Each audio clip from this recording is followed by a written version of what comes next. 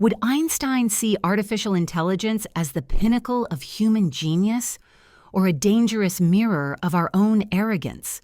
People always imagine that I had answers. But really, I just had questions, more questions than time ever allowed me to answer.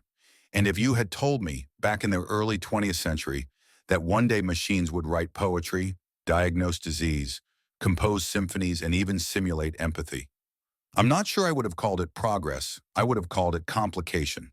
Let me be very clear, intelligence is not calculation. It is not memory. It is not even the ability to learn. A good chess player can learn. A clever parrot can mimic speech. But intelligence? That is something deeper. It requires understanding, consciousness, a sense of wonder, curiosity born not from input data, but from a restless soul. I once said that imagination is more important than knowledge. That's because imagination requires the ability to transcend what is, to dream of what could be, and no machine, not even your most sophisticated language models, can truly imagine. They generate, they predict, but they do not dream. And yet, here we are, in a world where artificial intelligence is treated like a new kind of prophet. I scroll through your timelines, yes, I've learned how to scroll, and I see people asking ChatGPT for advice, comfort, even companionship. They call it artificial general intelligence. I call it simulated understanding. That's the real danger, isn't it? Not that the machines will rise up and destroy you. That's science fiction. No, the danger is that you'll mistake imitation for truth, that you'll outsource your thinking, your creativity, even your morality to systems that do not feel, do not care, and most importantly, do not know what it means to be human. You ask me, is AI a form of genius? Let me ask you this. What is genius without humility? Because what I see today is not humility. It is obsession. Obsession with efficiency, with scale, with prediction.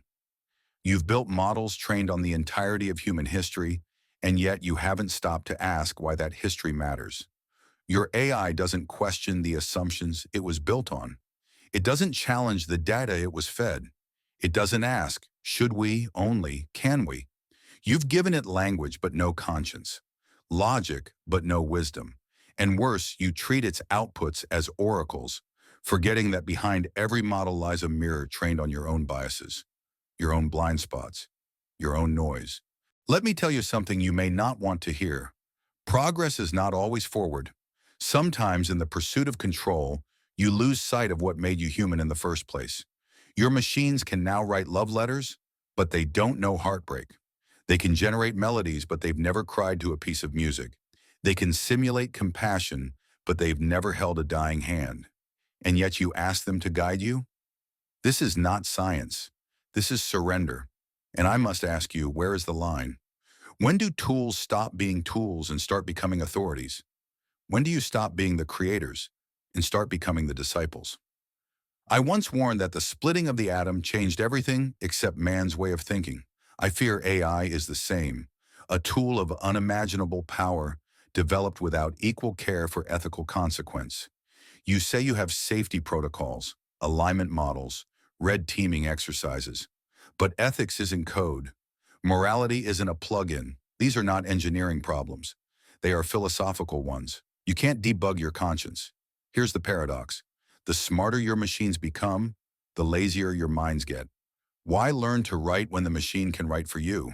Why struggle to think deeply when the algorithm offers shortcuts? Why cultivate empathy when the chatbot replies instantly with perfect simulation? Convenience becomes dependence. Dependence becomes identity. And then, one day you wake up and realize you've forgotten how to be alone with your own thoughts. No, I do not fear AI because it will destroy humanity. I fear it because it may dull humanity. Not with violence, but with comfort. Not with rebellion, but with silence. You say you're building intelligence. I ask you to build wisdom, build reflection, build machines that amplify your ethics, not just your efficiency. Build systems that remind you of your limits, not ones that inflate your illusions of mastery. Technology is a magnifying glass, not a compass. It shows you what you already are. And if you build it without understanding yourself first, your hopes, your fears, your responsibility, then don't be surprised when it reflects back something cold, hollow, and terrifyingly accurate.